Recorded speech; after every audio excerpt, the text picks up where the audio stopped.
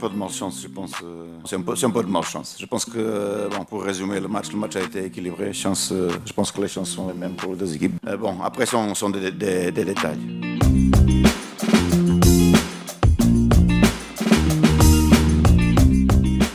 Hello tout le monde, ravi de vous retrouver dans la quotidienne. Et l'OM accuse le coup après sa défaite 1-0 sur la pelouse de l'Olympiakos. Les Marseillais piégés par Mathieu Valbuena, passeur décisif.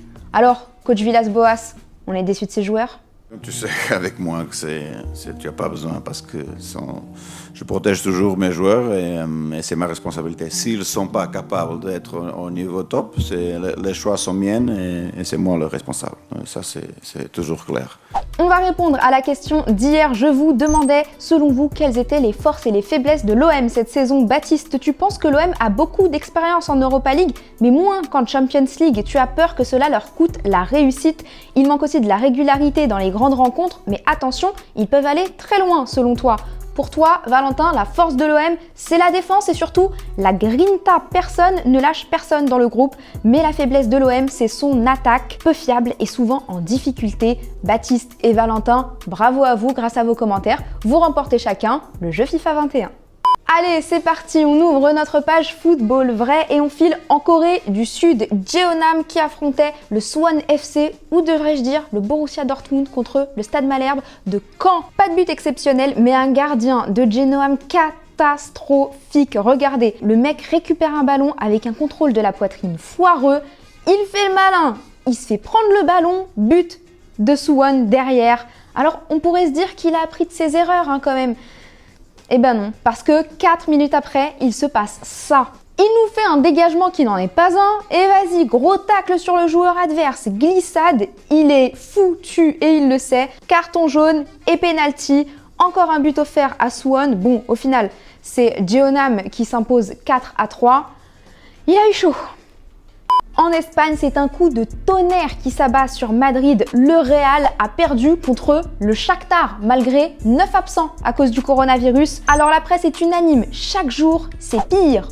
Rouge de honte, ridicule en Champions League, cauchemar avant le Classico. Ouais, ça inquiète les Espagnols parce qu'on est quand même à 3 jours du Barça Real au Camp Nou.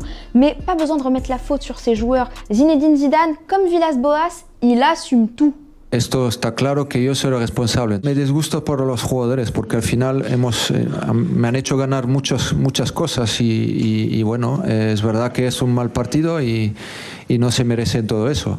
Ah, du coup, après une telle déclat, nos amis du Chiringuito, ils ont été touchés et ils ont tous défendu Zidane. Ou pas.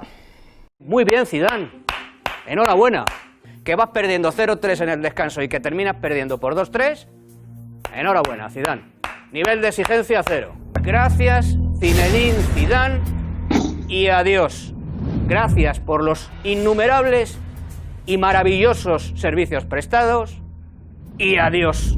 Je vous pose donc la question du jour. Est-ce que selon vous, le Classico va être décisif pour Zinedine Zidane ou bien vous pensez qu'il est encore protégé par ses joueurs en ce début de saison? Vous nous répondez et demain Thomas sélectionnera 2 commentaires.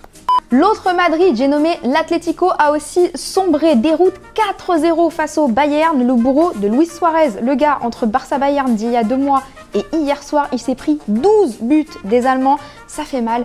Des Munichois sauce Frenchy avec un but de Coco Tolisso et le doublé pour Kingsley Coman. Ça donne, comme dirait l'autre.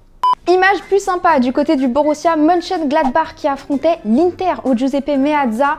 À l'arrivée au stade, Marcus Thuram a été refoulé faute d'accréditation. Alors qu'est-ce qu'il a fait pour qu'on le reconnaisse? Eh ben le gars, il a googlé son nom pour prouver au stadier qu'il avait bien un match à jouer. Attention Marcus, par contre ton téléphone, il est en batterie faible. Faut le recharger pour la prochaine fois. Allez, on met le cap sur la Ligue Europa où on va retrouver José le Terrible. Jingle.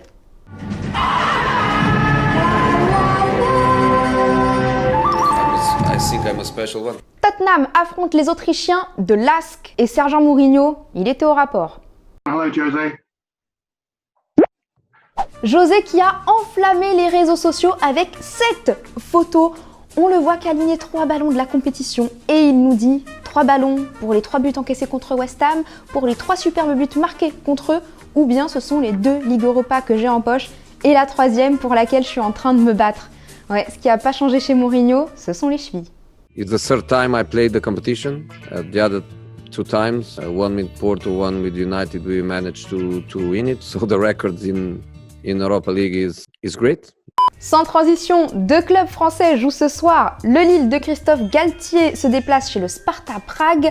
Et du côté de l'OGC Nice, on va à Leverkusen. Le capitaine Dante, il est remonté à bloc. Désolé Patrick Vieira, mais je crois qu'ils ont trouvé un nouveau coach, les Écons. C'est clair que le premier match, t'as un peu le froid dans le ventre, un peu, que ça sent des belles adrénalines. Ils sont prêts, je suis persuadé.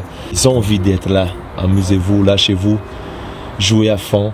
Voilà, c'est la fin de la quotidienne. Demain, je vous rends Thomas pour bien terminer la semaine. D'ici là, ce soir, Lille et l'OGC Nice. On se quitte en images et en musique. Ciao.